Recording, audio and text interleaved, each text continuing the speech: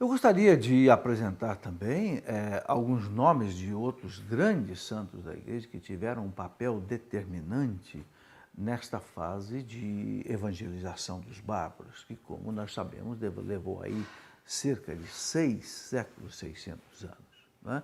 Podemos citar, por exemplo, grandes santos como São Martinho de Tours, que viveu ali no século IV, né?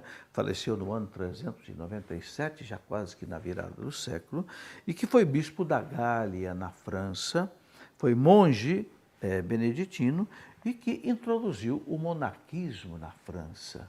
Né? Não só introduziu o monarquismo na França, mas mandou ordenar presbíteros, né, os seus monges, e, consequentemente, a França tornou-se um berço de grandes mestres para o cristianismo desde o seu começo. Né?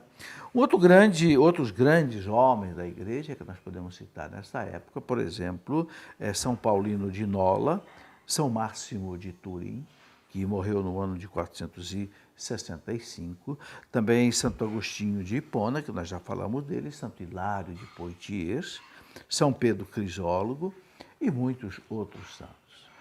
Não fosse a grandeza desses homens, a santidade desses homens, a Igreja não teria condição de salvar o Ocidente como salvou desta destruição na mão dos bárbaros. Não é? Daniel Rupes, o grande escritor da história da Igreja, diz que a santidade salvou a Igreja e a Igreja salvou o Ocidente. É algo muito significativo. A santidade preservou a Igreja e a Igreja salvou o nosso Ocidente. Os historiadores não têm dúvida de dizer que se não fosse todo esse trabalho da Igreja nesses 6 séculos, não é, nós não teríamos a civilização ocidental bela que nós herdamos por causa de tudo isso. Bem, uma outra figura importante de se destacar é a figura de São Leão Magno, que nós já falamos, Papa da Igreja, que foi capaz realmente de colocar a Igreja num caminho de evangelização desses bárbaros. E sucedeu, né, a São Leão Magno nesse trabalho, um outro Papa que é chamado também de Magno, São Gregório Magno, que foi o primeiro Papa que era monge beneditino. Né? São Leão Magno defendeu a civilização, a Igreja, contra os bárbaros. E São Gregório Magno já teve um trabalho posterior de fazer, então, esta evangelização dos bárbaros. Né? Ele mandou, por exemplo, para a Inglaterra, né, para a chamada Grande Bretanha, hoje chamamos de Grã-Bretanha, mandou o monge Santo Agostinho de Cantuária, com 40 monges que começaram ali todo o trabalho de evangelização da Inglaterra, já no século VI. Né? E esses monges, enfrentando ali os celtas, os bárbaros, alguns deles sendo inclusive martirizados ali, começaram a evangelização da Inglaterra. Depois, o grande São Columbano, né?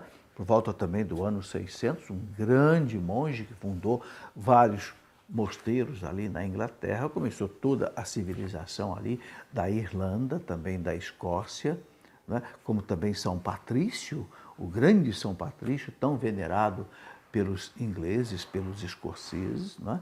Já nessa época, portanto, dos anos 500, dos anos 600, foram enviados aí para a evangelização desse norte da Europa, as regiões da Escócia, da Inglaterra, da Irlanda, que nem mesmo o Império Romano tinha dominado. A Igreja, então, foi lentamente conquistando esses povos celtas, bárbaros, como eu disse aqui muitas vezes, até à custa de mártires, mas a Igreja implantando os mosteiros, né, e em torno dos mosteiros nasciam as cidades, porque cada mosteiro tinha aí toda a cultura da época, né? Em torno dos mosteiros nascia a cidade, a civilização, porque ali havia uma escola, ali havia um orfanato, ali havia um hospital, ali havia os meios de cultura, e os monges ensinavam também para o povo a agricultura, a leitura e outras coisas. Portanto, assim, a Igreja foi dominando e foi evangelizando esses povos.